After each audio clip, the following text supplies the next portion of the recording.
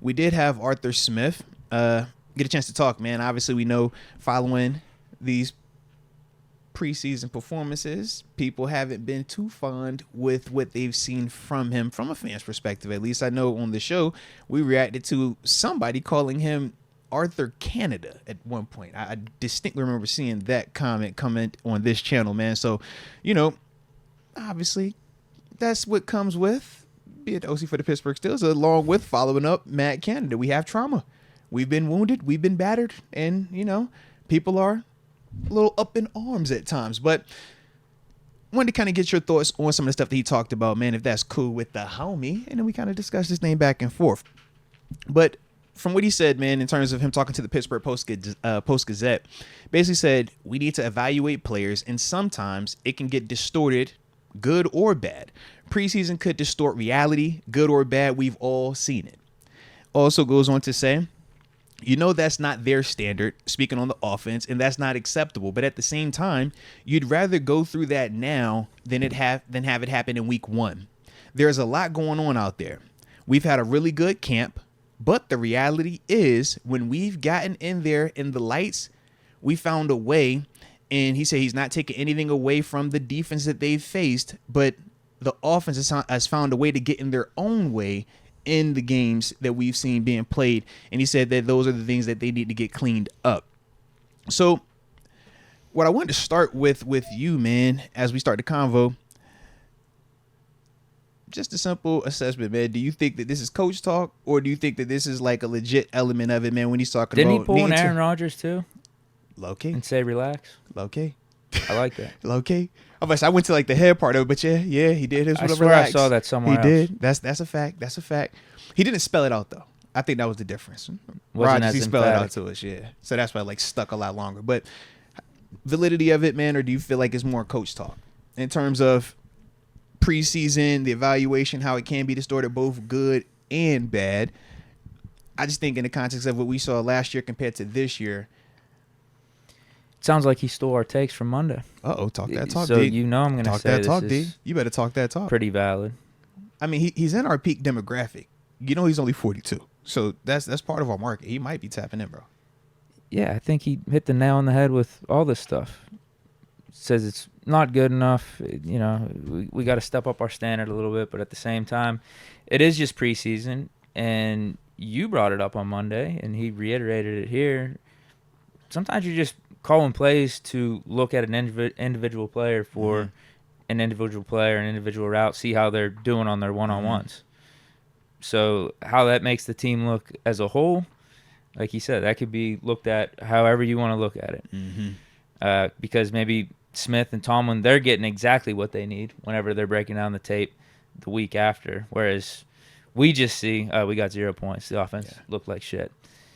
At the same time, it still does need to look better than that, but also it is preseason, so you'd like to get all the kinks worked out before the regular season hits and the games matter. We're in that like weird space where it matters and it doesn't matter.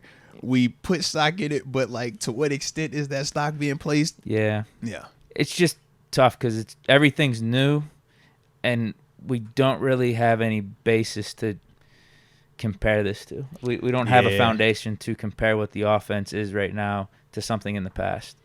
Whereas if we had Ben, we could point to, all right, come on, this is Ben.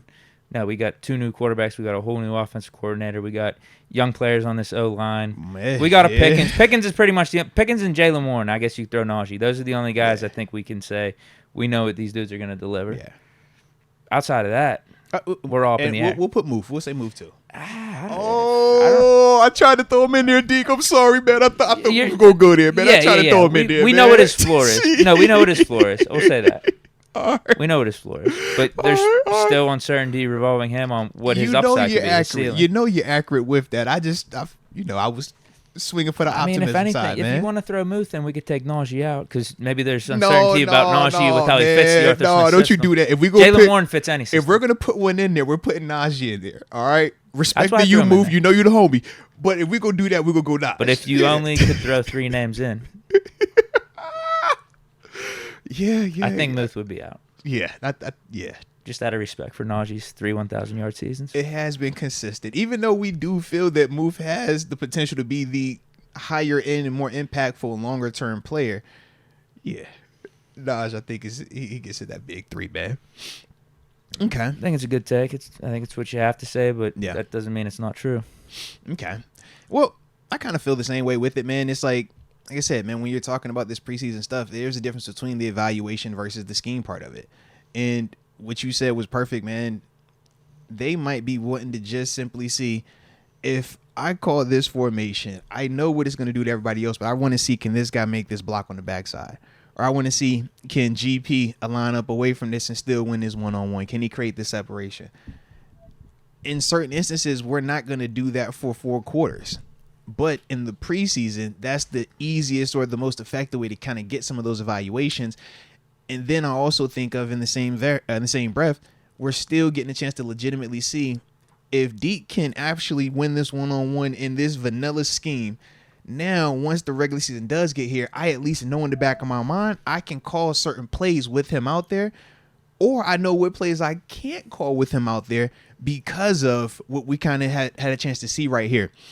But at the same time, it's like I feel like this is easy to say, but at the same time, I think it's a little bit harder for everybody to accept solely based on we haven't had the best of situations from an offensive perspective these past couple of years. I think if and we would this is only preseason. You could look at it one or two ways. Yeah. Like, it's preseason in that, all right, if we suck, it's whatever, but we're also facing very vanilla defense. And it's like, yo, it's preseason. It's like, even last year with the Matt Canada situation where we weren't the most fond of it, we still could point and say, man, they had 5 drives where it was 5 touchdowns and everything looked perfect, even though it was still preseason. Now, we know regular season it was different, but that's part of where we're at least looking and saying, well, if theirs looked so good and it started off tough, now granted, it was the Niners they opened up with, how should we be kind of viewing this situation if we haven't even gotten to the point just yet where they look good? Here's what I'm thinking. Arthur Smith, he's been around the block, knows what he's doing, was running a top 5 offense down there in Tennessee. Yeah. So obviously he is probably chilling on some of the schemes and things he wants to do in the regular season and not just throwing it all out there in meaningless games. Whereas with Matt Canada, I feel like it was the perfect storm for him in preseason. If you think about it, he's dialing up his best plays for the first 15 plays. He needs to see if it works. And then we're going up agaast these vanilla defenses. And it is working. Yeah, it's working. It's working great. Maybe Deke, I think that explains it right there. That explains it. Lord, I feel like that wasn't a intentional shot. Straight. Oh, it was. I was about to say it felt like it was a backdoor shot. I just didn't want to throw it out there. Was. Okay, it felt shottish. Perfect storm for Canada. Like, that's what he needs for the offense to be successful. Vanilla defenses, meaningless games, and for him to dial up his best stuff for the first 15 hold on. Let me find. I know he's on vacation somewhere. He's probably got a nice little drink with the umbrella and the cool little, you know what I'm saying, colors on to getting the check in the mail. But Matt Canada, wherever you're at, toes in the sand, just got hit with a straight, bro. It be like that sometimes, man. It's like that. Just, hey, stay safe out there, man. All right. I thought that's what that was. I tried to be. I was like, no, that ain't no shot. Yes, shot. That was all right. All right. Hey, shout out to your transparency, though, man. You was honest with the shot. All right, respect, man. So yeah, like those were Canada's best 15 plays he had. I mean, when you say it like that, yeah, I can see that. But those are 2 different perspectives, though, and I could definitely understand that, man, because one is a guy that was trying to see, does this stuff work? He didn't, up until even last year, he hadn't proven that, you know, he could get it done or had done it for 17 games plus a postseason anyway. So all of that does, you know, that thought process to me makes a ton of sense, man.